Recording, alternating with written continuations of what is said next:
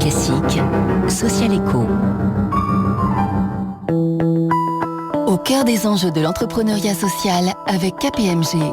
Social Echo sur Radio Classique avec le quotidien La Croix. Bonjour Christine Quentin. Bonjour Nicolas, bonjour à tous. Gros plan ce matin sur le fonds de confiance. C'est un dispositif méconnu de l'association France Active destiné à soutenir l'amorce du processus de création d'entreprise, à savoir l'étude de marché et la définition du projet. Oui, autant dire à une étape essentielle de la création d'entreprise, celle de l'étude de potentiel d'une idée, de la construction de son plan de financement, des tests auprès des clients, une phase de maturation incontournable et qui pourtant n'est quasiment jamais soutenue financièrement auprès des entrepreneurs. Beaucoup y consacreront alors tout ou partie de leur épargne avant de se lancer. Et c'est pour répondre à ce problème et pour stimuler la création d'entreprises pérennes que France Active a lancé ce fonds de confiance il y a 9 ans déjà.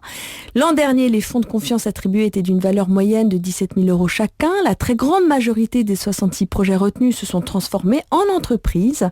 Et France Active souligne que depuis son lancement, 84% des entreprises créées ont passé le cap des 3 ans, avec près de 10 emplois créés en moyenne. Alors quels sont les critères pour bénéficier de ce fonds et comment ça se passe une fois que le projet a été sélectionné ? Alors le critère essentiel, c'est d'avoir une bonne idée, avec une utilité sociale claire, et puis d'avoir l'envie de se lancer.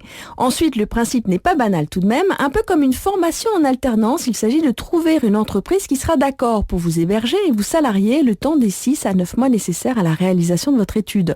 Le fonds de confiance prend en charge 50% du salaire et vous accorde une subvention pouvant aller jusqu'à 20 000 €.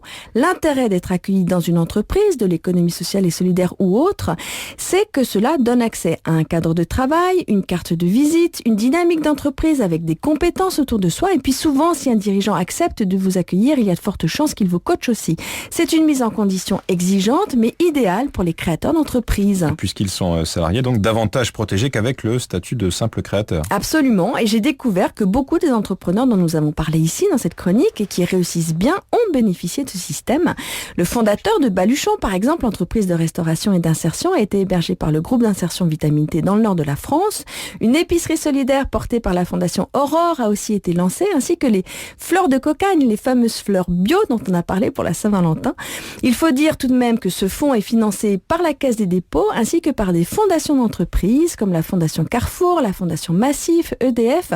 Au final, ce fonds de confiance est une bonne rampe de lancement pour celles et ceux qui veulent créer leur entreprise et de l'emploi en France. Merci Christine. Plus d'infos sur internet www.franceactive.org. C'était Social Echo. Chronique à retrouver également sur le site internet de Radio Classique, 6h54.